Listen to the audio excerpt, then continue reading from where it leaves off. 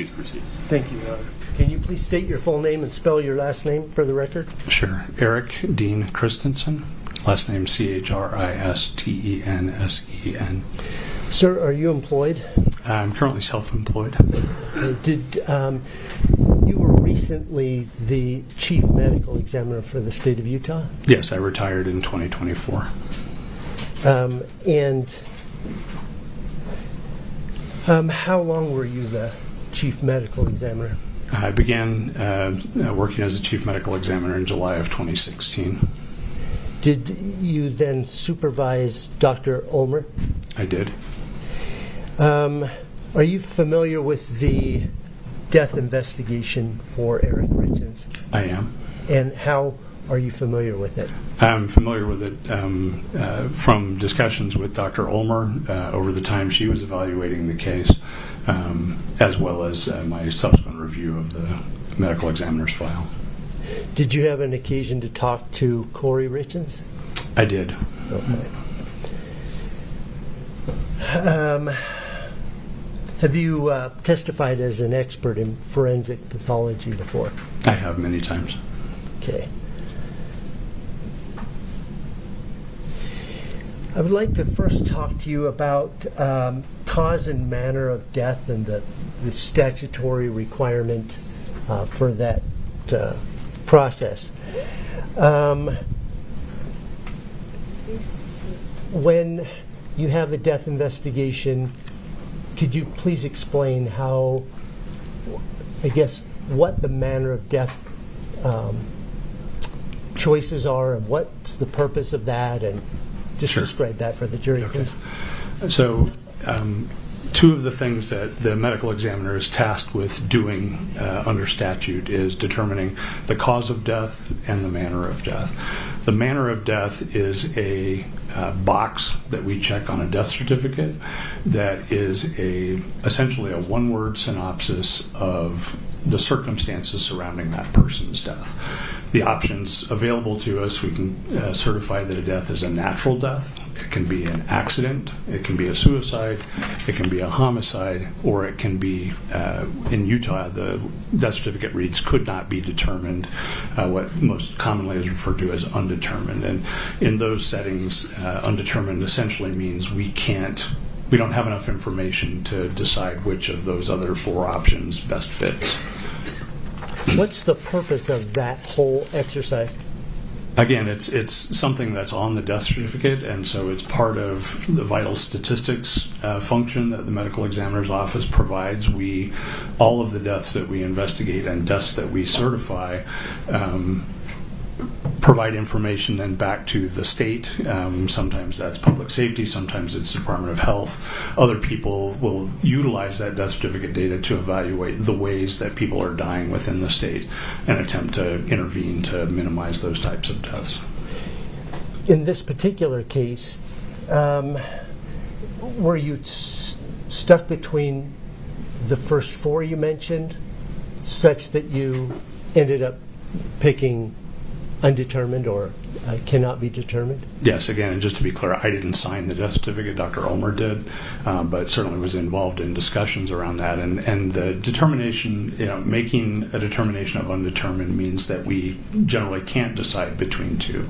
In this case, I would say actually generally most cases where we certify a death as undetermined, it's because in overdose deaths that we certify as undetermined, it's because I don't know enough about the person's own intent. We see it frequently in the setting, for example, of people that may have depression or other mood disorders, and maybe even prior suicide attempts, as well as they may have substance use history that they use to self-medicate their depression and things. And so if someone overdoses on a drug that they're known to abuse, but they also have depression, if they don't leave a note or something else, then I don't really have a means of, telling just from looking at that, did they mean to do this or is it accidental, incident to their normal drug use. That's the most common scenario in which we certify a death as undetermined.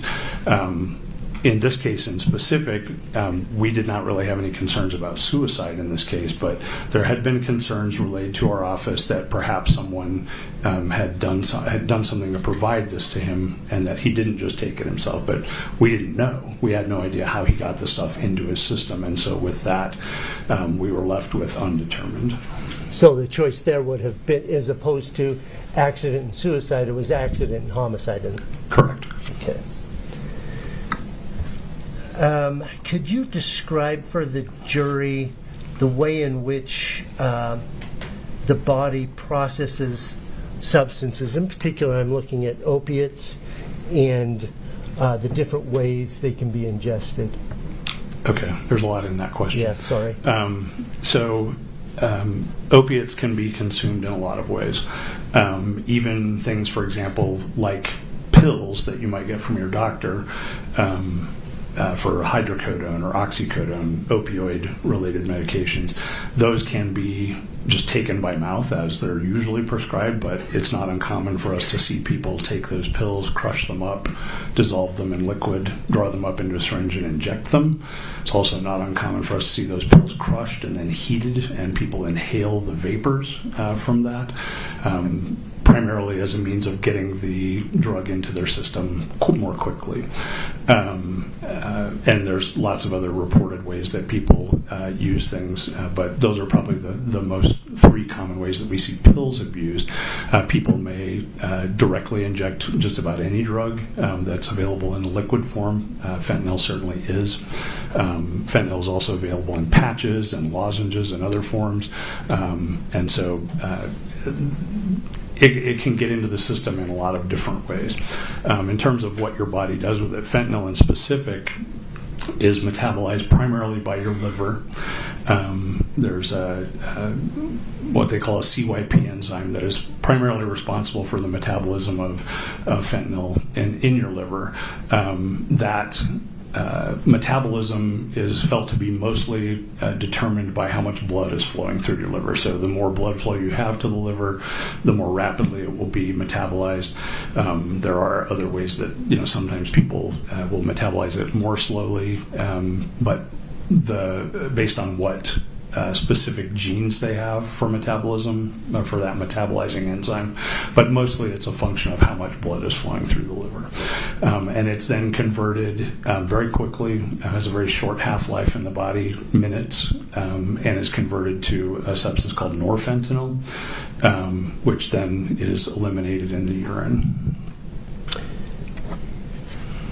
Don't know if that covered all. Yeah, that's great. Thank you. Once it gets into the blood, then what's the intoxicating effect? I mean, how does that function? Sure. So fentanyl in the blood distributes throughout the body. It's absorbed either through the mucosa, the lining of the mouth, or directly into veins, whatever. It gets into the bloodstream. And then from there, it gets into the brain, it gets into other organs. Where it exerts its primary effects on the brain and the central nervous system, where it causes respiratory depression and or cessation. Can also cause central nervous system depression, meaning it alters the way you think, can make you groggy or less than normally responsive and things. But its primary lethal effects are related to its effects on your breathing. And it is dose dependent, so a higher dose will do this more readily than a lower dose, but it will either slow or stop your breathing, and sometimes that has lethal consequences. The lethal consequences then are from stopping breathing? Yes. Okay. And when you stop breathing, death ensues. Does that metabolizing process continue to happen, or does that stop as well? Generally, it will stop. There are, once your circulation stops and blood is no longer flowing through the liver, you're not going to have that continued metabolism through the liver. But there are a number of changes, large number of changes that are described in the way fentanyl is present in the body after death, that are related to changes in the pH of the body as you start to decompose, and other things that will influence what those levels look like. when a person, I'm going to give you a hypothetical. So we have a decedent, and in the blood you and the lab personnel determine that there is quetiapine below the threshold of their tools. There is fentanyl at 15 nanograms per milliliter. And then in the gastric fluid, there is quetiapine at about 16,000 nanograms per milliliter, and fentanyl at 20,000 nanograms per milliliter. My question then is, based on that hypothetical, is there sufficient information for you to determine whether those two drugs were taken simultaneously or sequentially, and if sequentially, which one came first? I can't tell you that. There's just not enough information? No, you can't derive that information from those values. Okay.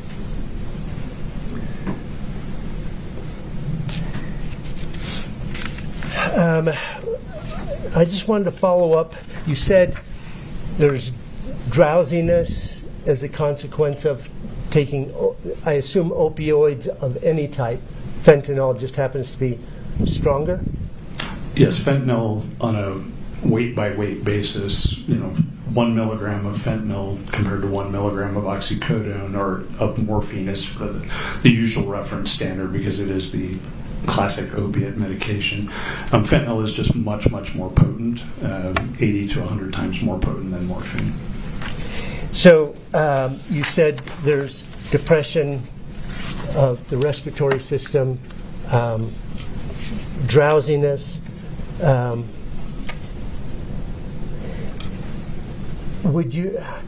How quickly might one start to metabolize, given the fact that they take some fentanyl and it causes their death? Would they be able to metabolize at least some of it? You would expect so, yes. Okay. I mean, there are a number of overdose deaths reported in the literature where the death occurs so quickly, and these are primarily in the setting of intravenous drug use, that no metabolism is able to be recorded because they just die too quickly. But generally speaking, we see some level of metabolism.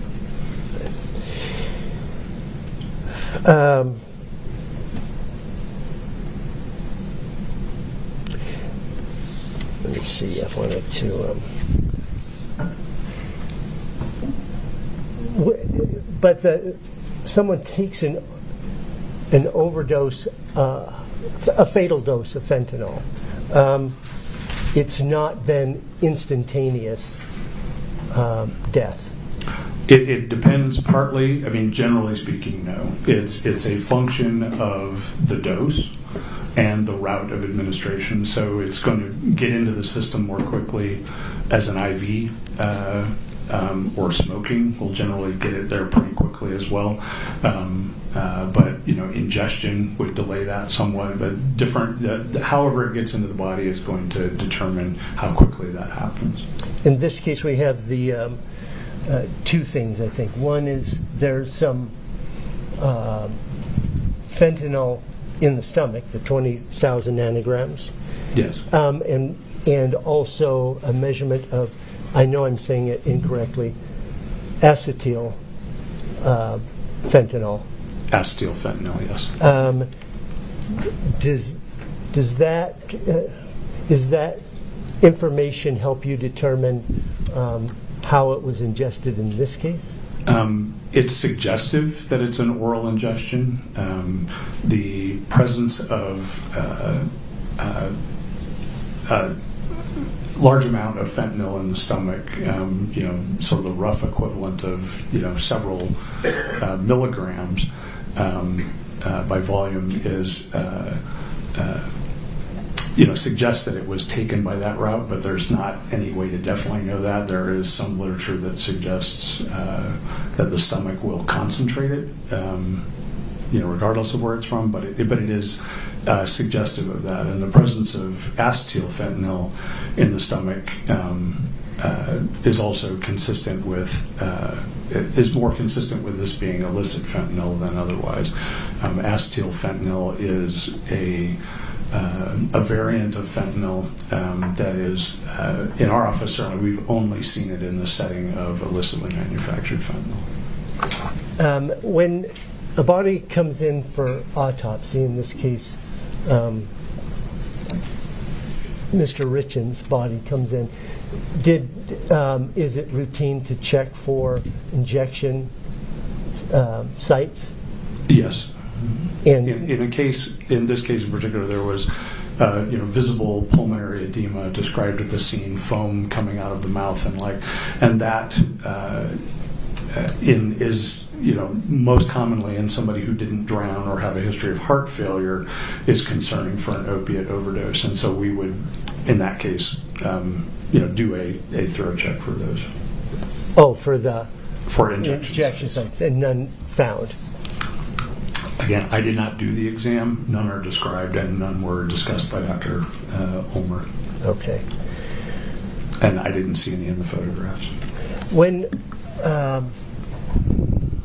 you, in cases where you've seen an overdose death, particularly an accidental overdose death where you suspected inhalation, what's the sort of evidence that you would expect to see? I'm not sure what you mean. Inhalation of the substance? Of fentanyl or opiates. Yeah, they all kind of look the same from that regard. You may see evidence that they've been smoking. Sometimes you'll see little burns on their fingers or other things from heating it up to smoke it, because they're not actually smoking it in the same way that you smoke a cigarette where you light it on fire and then you're inhaling the smoke. What actually is happening is that drug is being heated up and vaporized, and you're inhaling the vapors. So, in those cases, do you tend to see evidence of that heating up? That is, tinfoil or torches? Or certainly, yes, those things can be present at the scene. Okay. Commonly are seen at the scene. Okay. Now, is it common for the people who are left behind to call the ME's office to find out what's happening in the case of their deceased person? I wouldn't say it's common, but it's not uncommon. I mean, I spend a lot of time, most days I was in the office speaking with family members. Typically that would be whoever did the autopsy would be talking to the person who's calling? Yes. Okay. Dr. Ulmer retired in January 2023? Yeah, technically, her last day of work was the end of December of 22. Okay. And did you receive a call from Kouri Richins then? I did, subsequent to her retirement. And did you return her call? I believe I didn't return her call. I believe she was just put on hold and then connected with me. Okay. Have you had an opportunity to listen to a recording of that phone call? Yes, I'm not sure where it came from either, but yeah. Is it consistent with your recollection of that phone call? I did not have any independent recollection of it until I heard it, but yes, it's me on the phone call. Okay. And have you had a chance to look at the transcript of it? I have. Okay. And is that accurate to your... Yes. When you listen to the yes, tape? It appears to be. Okay.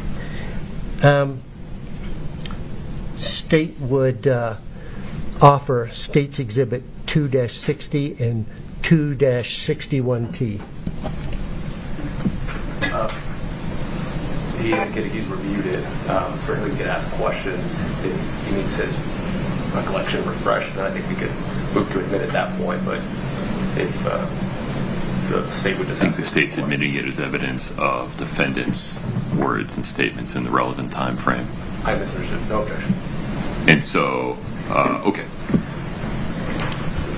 We'd ask permission to publish it then if it's offered and admitted. So 2-60 is the audio recording, correct? Correct.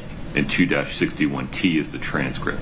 Correct, Your Honor. Okay. Those two are admitted. Scott, give me just a moment here, sir.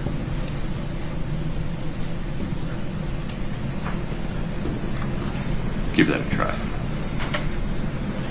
Okay. I'm going to ask you to listen to this. It's about 9 minutes long, and then I will ask you 3 questions regarding it. Okay, thank you. Can we advance it 30 seconds? Right now, okay? Thank you The so first much. 30 Thank you seconds so is... much.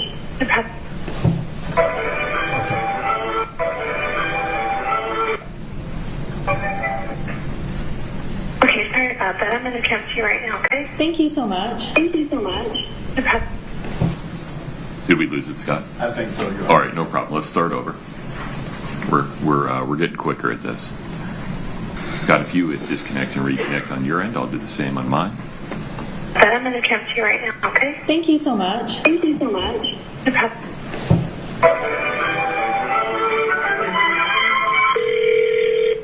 that Christensen? Hey, this is Kouri Richins. Hey, I just have some quick questions for you. I'm just trying to understand the toxicology report, and I promise I won't take up a ton of your time. Oh, you're fine. You're fine. Can you just kind of explain to me, I guess, she was saying that this kind of supplemental report, I guess, was left out of the first autopsy, and so nothing has really changed. Do you have it in front of you? I do. Yeah, I got the file here. Scott, did we drop that again? Yes. All right, I apologize, folks. Let's try that again. Scott, if you would disconnect from the system, thank you. Then reconnect, please. Seeing if we do any additional microscope.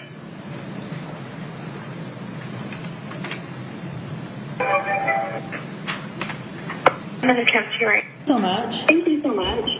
Is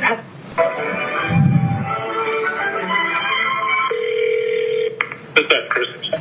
Hey, this is Kouri Richins. Hey, I just have some quick questions for you. I'm just trying to understand the toxicology report, and I promise I won't take up a ton of your time. Oh, you're fine. You're fine. Can you just kind of explain to me, I guess, she was saying that this kind of supplemental report, I guess, was left out of the first autopsy, and so nothing has really changed. Do you have it in front of you? I do. Yeah, I got the file here. So can So you... just so you know, so we issue supplemental reports, like if once the original report's issued, if we do any additional testing, if we do any additional microscopic examination, anything like that, then we include that. We issue a supplemental report to include that additional information. And sometimes it does change the cause or manner, but in this case it didn't. Okay, it was just like extra testing done? Extra tox testing, yeah. So originally the only toxicology testing that was done was on blood. And so then this was additional testing on stomach contents. Okay, and so is there a difference in that, I guess? Well, they just tell you different things in the sense of, it tells you something about what, was it, is it been there a long time? Is this something the person's been using for a long time? Okay. Is it something they ate? Is it something they, injected? Is it, whatever? And there's different things you can learn by looking at different substances. I mean, we fully expected to find it in the stomach. It's just a question of what was there. So does this tell you, like, if it was like injected, if he ate it, is that what this, can you tell from this report? Not definitively. I mean, it seems like, with what the amount that's there, that it probably was ingested. Probably taken by mouth. Okay, and so the 15 ng, like, is that like a substantial amount? Is that like a trace? That's a lot. That's a lot of fentanyl in the blood. Yeah, I mean, that's people die with half that amount or less in their system. Okay, so that's quite a bit. Yeah. So yeah. what's the next one down? The norfentanyl. It's a metabolite of fentanyl. It's what your body changes fentanyl into after you take it. Oh, I gotcha. Okay. And then, sorry, just the third one, the acetyl. I don't know how you say that. Acetylfentanyl. Oh. Yeah, that's just it's a form of it's a variant of fentanyl that is usually only present in the setting of illicitly manufactured fentanyl. illicit manufactured, like a pharmacy? No. Like a lot of most fentanyl that we see that ends up leading people to die these days is related to fentanyl that's manufactured by drug cartels as opposed to by pharmaceutical companies. Oh, good Lord! So this is like more of like a cartel. No, I mean that's not what it is. You call this street fentanyl as opposed to hospital Prescription. fentanyl. Okay, I see. And then is the ethanol, is that alcohol? That's alcohol. Mm-hmm. Okay, and is that like the 279? Is that kind of like a substantial amount, or is that like one drink? Is that 5 drinks? You can't tell how much it is, and in this case, since this testing was sent, quite a long time after the original autopsy, most likely that's related to post-mortem change, but it could be stuff that he drank. There's not really a way to sort that out. It could be related to decomposition of the stomach contents, or it could be related to stuff he drank. But either way, in the stomach contents, there's no way to know what that level means in terms of, if that was a blood level, that would be the same as a 0.28, which would be, that person would be pretty substantially intoxicated. But because it's gastric contents, you could in theory pull something out and it would be 100% ethanol, if depending on if they just drank a stomach full of, if they just drank a bunch of Everclear or something else. Mm-hmm. So it doesn't really tell you much about how much they drank or what they drank or anything like that. I gotcha. When it's in the stomach, and it's not present in his blood. So I gotcha. Okay. So it's not present in the blood, just the gastric or whatever. Right. Okay. Yeah. And then just the last one. What is quetiapine? Quetiapine? Quetiapine is an antipsychotic medication. It's called Seroquel. Okay. I gotcha.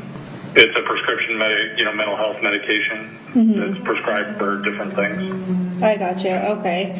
And it has like 16,000? 16,000 nanograms per milliliter. Mm-hmm. Okay, and is that, quite a bit? Like, can that... that's a big number, but it doesn't really mean that much. So a nanogram is a millionth of a gram, and a gram is not very big. So even 16,000 of them is not a huge amount. Okay. Is there could those have been mixed, or is that not kind of a... What's that? Could what be mixed? Quetiapine and the fentanyl? Or is that a normal, I guess, drug thing? I don't know. It's not, most of the time if we see those together, it's because somebody was taking quetiapine as a prescribed medication and they were abusing fentanyl. But, do you have any indication he was abusing fentanyl? No, that's why all of this is just what the heck is this and going on? So I guess that's why I'm confused just about all of this, honestly. So I don't know. So, I know it doesn't mean anything now, but just kind of something for me to, try and figure out, I guess. Yeah. And then I'm assuming the acetopin, is that like a aspirin or something? Acetaminophen, that's just Tylenol. Yeah. Oh, that's fentanyl too? No, that's Tylenol. Oh, Tylenol. I was like, holy shit. Okay. Yeah. So just like Tylenol, caffeine, and then the naloxone, I'm assuming, is just something that they gave him while he was here?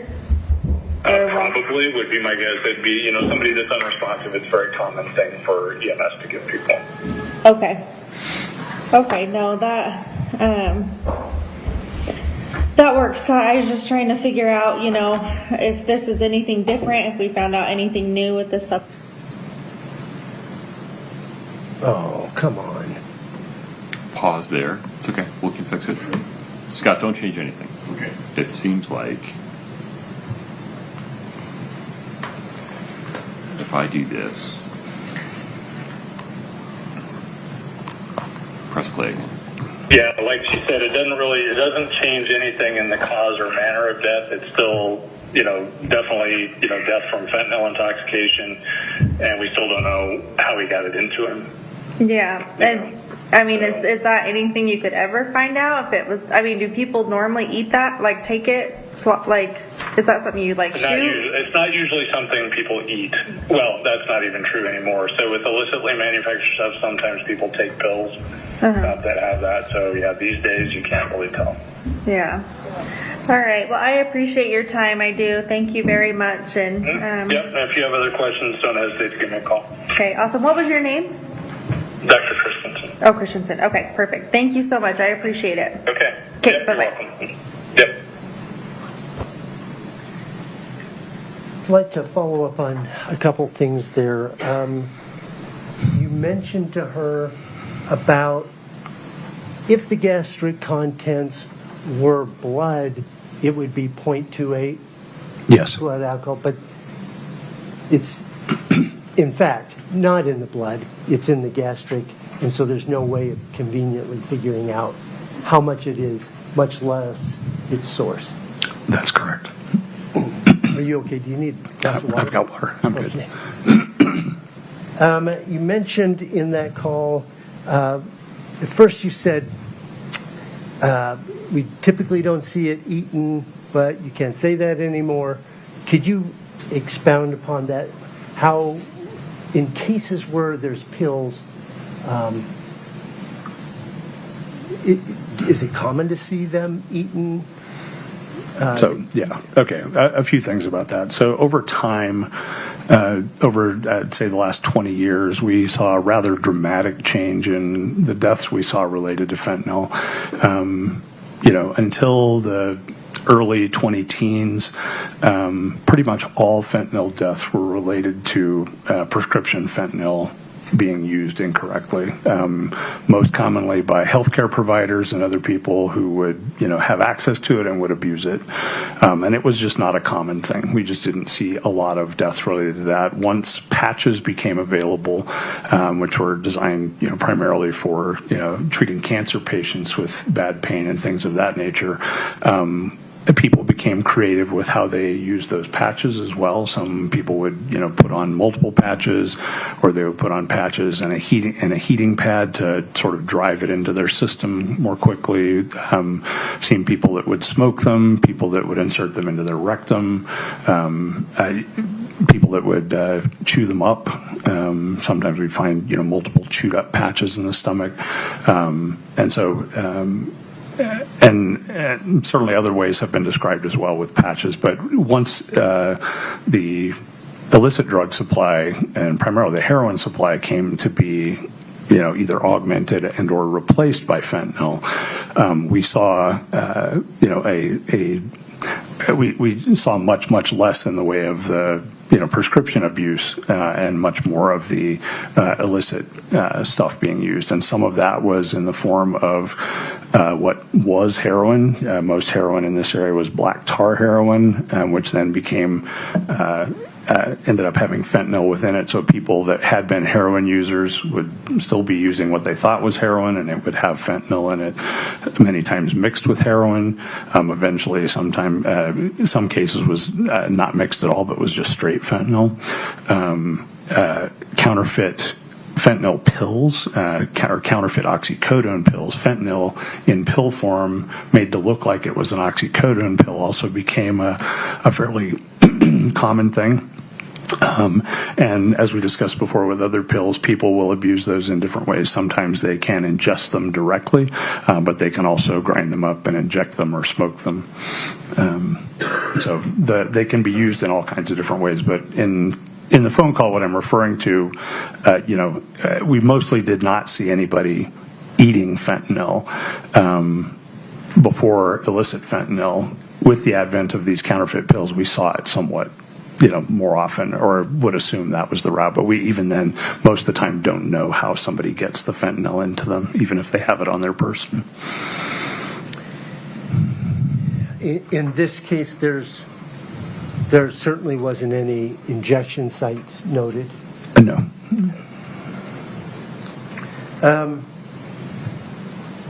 Are there tests, forensic tools, that could aid in the determination of whether one is a chronic or habitual or a naive user? It's a good question. So there's been a lot published on the assessment of fentanyl levels in people that have died and ways that you can try and parse some of those things out.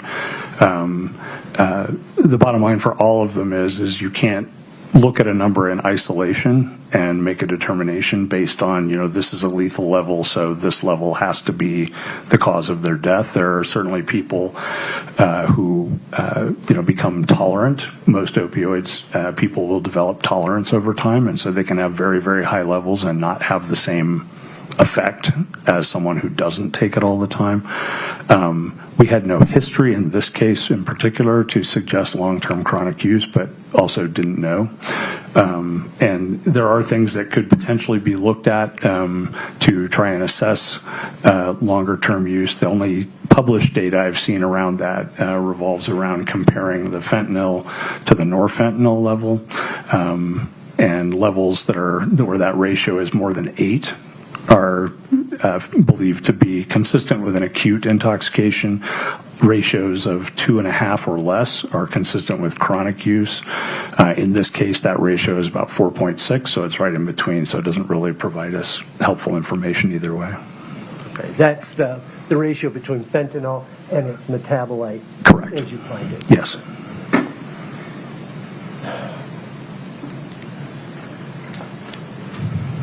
Have you ever heard of pseudo-allergic reaction to opioids? Yes. Could you tell the jury a little bit about that? Sure. Most allergic reactions are because the body has developed an immune response to some specific protein substance, whether it's nuts or grasses or whatever, pollens of different types, and your body reacts to that and triggers a reaction through your immune system that elicits what we typically think of as allergy symptoms that can range everywhere from, stuffy head all the way up to anaphylaxis and death. In the setting of opiates do not elicit a true allergic response, but there are many people that take opiates who have an allergic-like reaction, but it's because the drugs themselves are directly triggering those cells that cause those symptoms as opposed to going through the immune system route. And so some people will, that chronically take opiates and opioids for pain, will pre-medicate or medicate around the same time with things like Benadryl and other things to minimize those symptoms because they know they have that reaction. Certainly most people that take them do not have that reaction, but some do.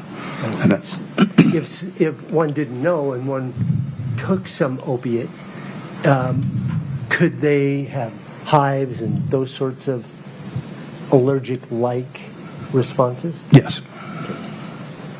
Given all the symptoms that you talked about, the lungs, the edema, and the data from NMS labs, do you have any concern about the cause of death in this particular case? No. And the 15 nanograms, as you explained to Kouri Richins, was a lot. Yes, it's well within the range of levels that we see in people that die from fentanyl. Do you remember when that phone call took place? Do I remember what? When that phone call took place? I don't off the top of my head. Okay. Does your office take notes when you receive calls and reply to calls, etc.? Yes. Okay. That changed a little bit over the time I was there. It used to be we'd get a little scrap of paper with a note written on it, return this call, and we turned that into a digital log before I retired, but yes. Would it help to look at one of those notes to refresh your recollection as to when the call took place? Sure. May I approach the witness? Of course. No, I better show it. I'm sorry. You're good. Thank you. Do you recognize that, sir? Yes, this is from the log. Just said that an incoming call came to me from Kouri Richins, and she had questions, and that this is my notes. And so, what day did that phone call? On January 12th of 2023, a couple weeks after Dr. Ulmer's retirement. Thank you. That's all I have. Could I get some more water? Of course.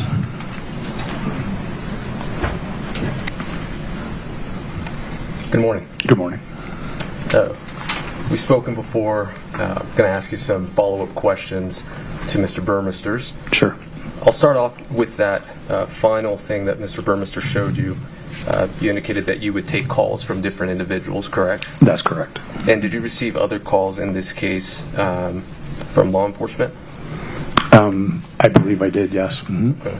Would it refresh your recollection, or do you recall a call around the same time in this case? I don't recall the timing of it. Okay. I'm going to approach you with the same case notes. And it's that first one. Yes, uh-huh. Okay. And did you in fact receive a call before Ms. Richins? Yes, the day before. And was that law enforcement? It was. And was that also regarding the supplemental report? Yes. Okay. And either your recollection or what's in your notes, do you recall if most of the questions were the same that Ms. Richins asked you on the 12th? I don't have any specific recollection, but my general recollection was that we discussed the supplemental tox findings. Perfect. I'll take that back.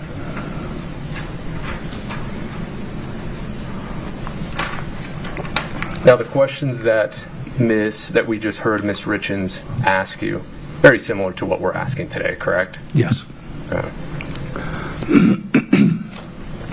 I'd like to talk to you about the allergen discussion you just had. You indicated that perhaps an individual could have a reaction like hives. Yes.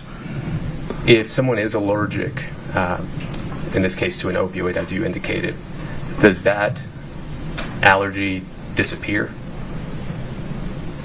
I'm not sure what you mean. Does it go away over time? Over time, or within a certain amount of time, or? I mean, allergies certainly are things that can fluctuate. People can receive treatment, and their responses to different things will go away. Were there hives on Mr. Richins' body, to your recollection? No. Okay. We were talking about illicit fentanyl and counterfeit pills. Yes. Containing traces of fentanyl? Milligram amounts. Okay. Now, the tablets or pills that would contain these traces, what kind of pills would those be? Generally. Objection. The discussion, if we're talking Oxycontin, is that what you were saying? I've not said it. I've just said pills. Okay. Well, there's no pills that they have that you can make. Would you provide a little more foundation for your question Sure. so we know what we're talking about? Absolutely. Your testimony just now was that, in your experience, you started to see that fentanyl overdoses were coming in through your office, correct? Correct. Mm-hmm. And in those overdoses, you gathered information, and because you would see that there was a presence of acetyl, I say that right? Acetyl fentanyl? Acetyl fentanyl. Acetyl is also fine. Okay. Acetyl fentanyl. that was more likely a result of illicit fentanyl, correct? So it is a form of fentanyl that in some cases there were a variety over time of different fentanyl variants that were developed primarily in response to controlled substance legislation. If fentanyl is outlawed, then we'll add an acetyl group to that molecule, and then it's no longer controlled. And so we can distribute that as a non-controlled substance. And then that one gets controlled. And so then, there were dozens of variants of fentanyl that were developed over time. Acetyl fentanyl was one of the more common ones that we saw early in this wave of progressions, but was one that we saw not infrequently. Now, with that, what was the acetyl fentanyl contained in, usually in your experience? I don't recall ever having seen acetyl fentanyl in a substance form in any of our specific cases. Because it was always inside whatever pill or however it was administered, correct? I don't even know if it was pill administered. I don't know. Or injection? I don't know how we would see it in people, but I don't recall ever seeing that correlate with a specific pill that we had tested that was shown to contain that. I know generally the crime lab identified acetyl fentanyl in some pills, but I don't recall a specific instance in my casework where those two were correlated. Describe counterfeit pills. Counterfeit pills are essentially illicitly manufactured pills, and sometimes very sophisticatedly, where people will buy the same kind of a pill press that a drug manufacturer uses, and they put their stuff into it and press pills that look very, very similar to legitimate prescription pills. The most common counterfeit pills that we've seen have been fake 30 milligram oxycodone pills that, when tested, contained only fentanyl. And there are also some benzodiazepine pills, things like Valium and Xanax and other things, where those what look like Xanax pills have also contained fentanyl. And you just indicated two different things, that in some instances it was purely fentanyl. Those pills contained only fentanyl, correct? Correct. And then there were other times where perhaps they were still traces, or there were still the other benzos, for example? Those would be different pills. I don't know. Sure. I'm not aware of any where it was both fentanyl and benzos, are made to look like benzos that didn't have that. We've seen counterfeit benzodiazepine pills and counterfeit oxycodone pills, both of which contained only fentanyl. Correct. Now, in this case, you were provided, or your office rather, was provided with a hydrocodone bottle, correct? Correct. Now, that bottle you keep in your office, correct? We do. Until the case is done, eventually it's discarded, but yes.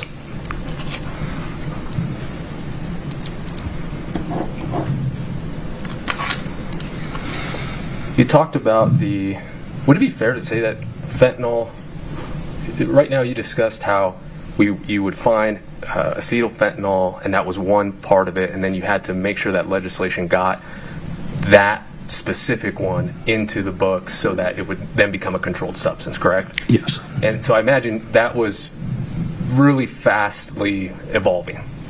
Yes. I mean, I was a member of the state's Controlled Substances Advisory Committee that would provide recommendations to the legislature to include in the Controlled Substances Act. And every year for this time from the late teens to the early 20s, it seemed like every year we were adding things. They did eventually make some changes where relatedness became, if it wasn't changed enough, it was still covered. But it was an evolving process. And what we would see in the deaths that we saw related to fentanyl and fentanyl analogs also changed. And with that, also peer review literature as to the effects of fentanyl, correct? I would assume so. That would make. You kind of hesitated. I would assume so. Well, I mean, the peer-reviewed literature is evolving all the time, and so I don't know if there's a specific thing you're referencing. I don't know, but certainly initially there was not a lot of. As the fentanyl supply changed from primarily pharmaceutical to primarily illicit, there in the early stages of that, there was not a lot of new literature to look at the postmortem levels in people that have died of this illicitly manufactured fentanyl as compared to the different ways that people used to take it as a diverted pharmaceutical before. And that's exactly where I was going, the postmortem. These levels that we've been discussing, Mr. Burmester asked you about the postmortem levels, and you received from NMS reference comments, correct? Yeah, that's part of their report.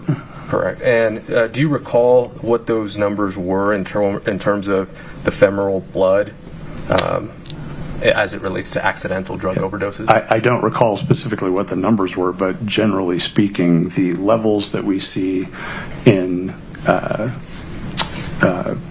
accidental overdose deaths from fentanyl, overlap the levels that are seen as described with, prescription usage. And part of the reason for that is going back to the literature is that there is no, I'm trying to find the right words for it. There's no set number, universal number that the medical community can attribute in terms of what becomes lethal, correct? That's correct. Okay, and the reason for that, or part of the reason, and add to this, is both the individual's own use, prior use, if any. Yes. Perhaps the toxicity or rather the amount of fentanyl in it, correct? The dose. In the dose? Yes. Mm-hmm. The potency of that dose, correct? Fentanyl is going to be relatively equipotent, but the fentanyl analogs may have different potencies. Okay. A fixed fatal threshold? Does that sound? Yeah, there isn't one. Okay.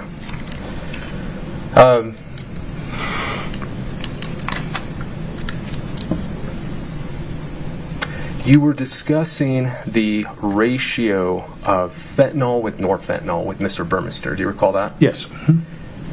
I got lost, to be frank. Not surprising. I'm not always good as explaining as I'd like No, to. I think it was just going over my head. But tying it together with the post-mortem literature out there and this ever-evolving world that unfortunately we're dealing with now with fentanyl, is there any literature on how that ratio can be affected that you're aware of? I'm not aware of any specific literature that looks at the ratio of fentanyl to norfentanyl in determining, is it a cause of death? Is it a recent, a one-time use or multiple-time use? I'm not aware of any literature that discusses that. There certainly has been some literature added over the years to discuss comparing, for example, the amount of fentanyl seen in the heart to that seen in a peripheral site. We call it something like from the femoral vein. To try and assess, things, or looking at other, what we would call substrates, other sample types, fluid from the eye, testing the liver, urine, other things of that nature. Let's talk about that. We discussed this when we spoke. You talked about things that looking back, you could have done. Yes. Mm-hmm. Could you explain to the jury some of those? Sure. There is, I guess they say hindsight is always 20/20, but you can certainly. There are a number of things that are in the literature now suggesting that you might gain additional information if you test, for example, urine, which is not something that medical examiner's office routinely does in any case, because what's in the urine is simply a reflection of what has gone on before, and what we need to know is what's in the blood, what's in their system circulating at the time they die. So we don't routinely test that. There is some suggestion that can help you sort out how quickly or not quickly a given death related to fentanyl might have occurred.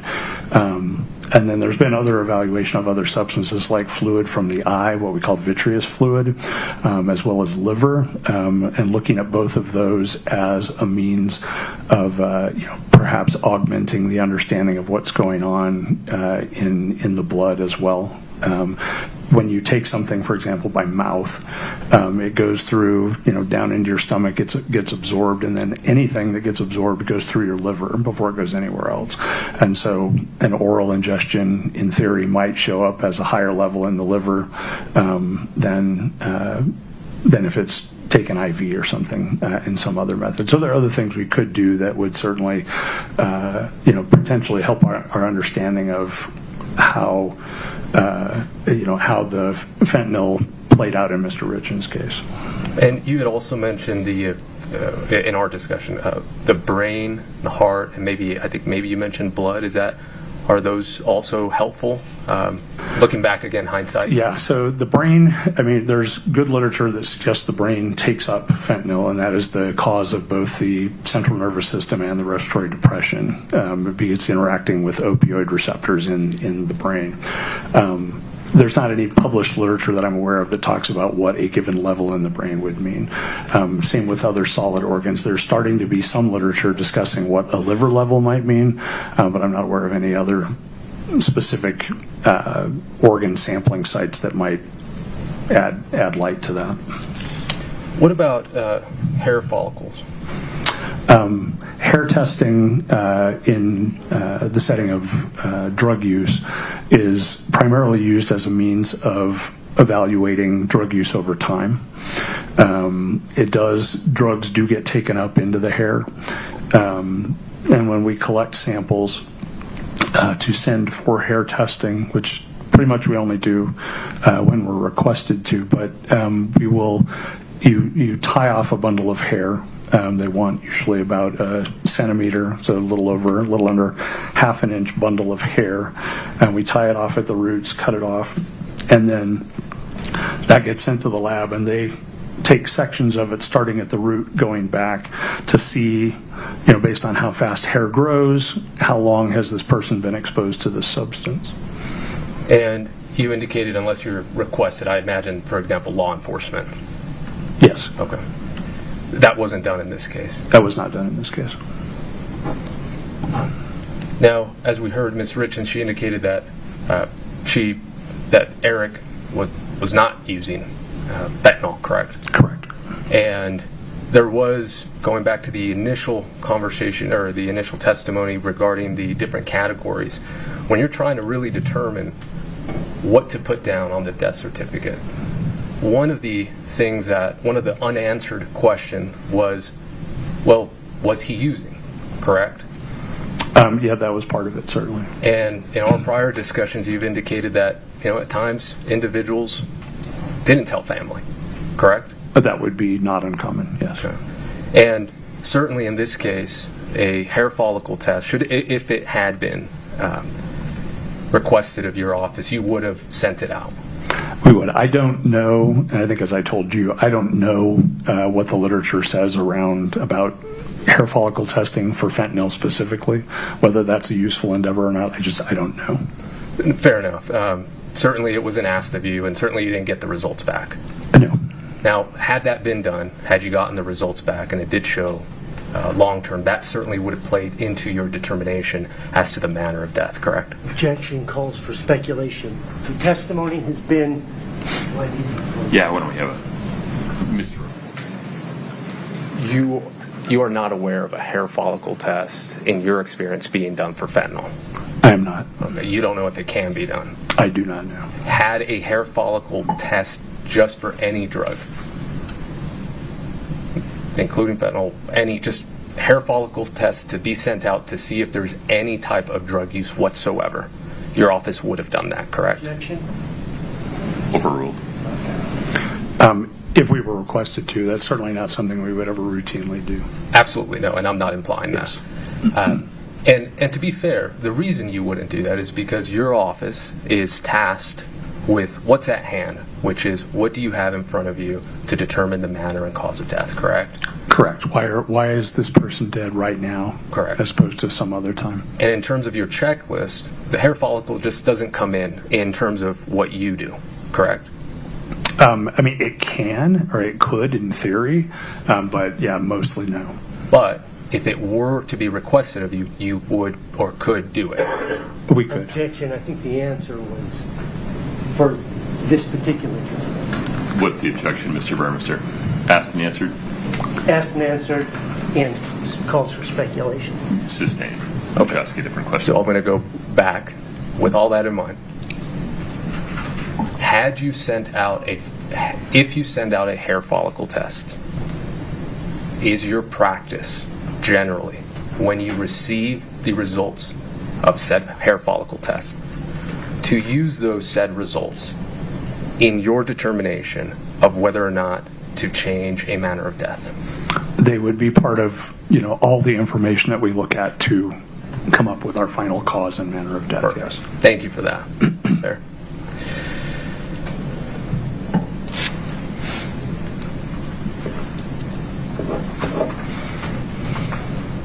Mr. Burmester asked you about the sequence of items that were ingested or not ingested. Do you recall that? Yes. You indicated that there's simply not enough information at hand to be able to determine that, correct? Yeah, not just from this case. In forensic toxicology, generally, you can't tell when something was taken just based on a number. And that's what I wanted to make clear, whether it was just in this case or just generally. Generally, you can do that. And that means that there are no tests or nothing else that you can go back and do to make that determination, correct? Correct. Okay.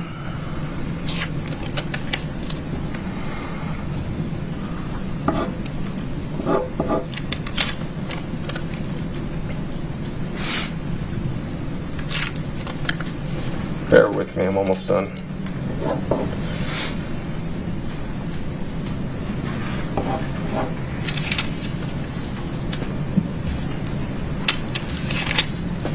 Okay. Now, in your involvement in this case, something unusual did occur in this case in terms of the investigation, correct? In terms you'd have to be more specific. I'm sorry, yes, I will. Yeah. In terms of me, talking about? I'm going to refer. We're about to find out. Yeah, I apologize for poor question. I'll start all over. We saw your case notes. Yes.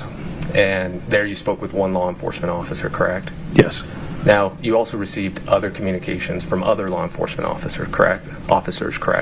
I believe so, yes. And do you recall being invited to a meeting to have a discussion about this case? Yes. And do you recall if the DA was involved in that case? I believe so. And other prosecutors, correct? I believe so, yes. As well as other law enforcement agencies, correct? I don't know. Okay. And that was unusual in your practice? It's not common. It happens, but not commonly. Okay. No further questions, Judge. Thank you so much, Doctor. Mr. Burmester, within the scope of cross, please. Oh, my apologies. Maybe not yet. Apologies, Just Judge. some order, sir. Yes, I do. Thank Okay, you. very good. Just trying to figure out this meeting you said. Is it the one you testified earlier when you got a call from law enforcement? I believe so. From my notes that were in the log that I looked at, I was invited to a meeting. It was my recollection, it was some sort of virtual meeting. I don't know if it was WebEx or Zoom or whatever.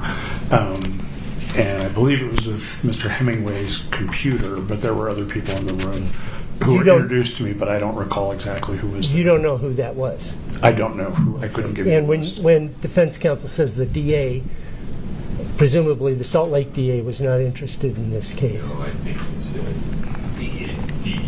DEA. Oh, yeah, I don't recall. I misunderstood that. I thought I was asked DA as well. So my apologies. I want to make sure I don't get involved in any confusion here. Would you please clarify what this testimony is? I think you've said you received notice to attend a virtual meeting and law enforcement was there. Yes. And you don't know who specifically in law enforcement was there? Besides Mr. Hemingway, no. And this was the day before Kouri Richins called? That's what the log says. Yeah, I don't have any recollection of that specifically. Hydrocodone doesn't look like this M30 you talked about, imprint of M30. No, I've not seen any counterfeit pills made to look like hydrocodone pills. Okay. In this case, there were no traces. That is, you testified there was a lot of fentanyl in the blood. Yes. And there was no traces of anything else. related to fentanyl. In the blood, yes, correct.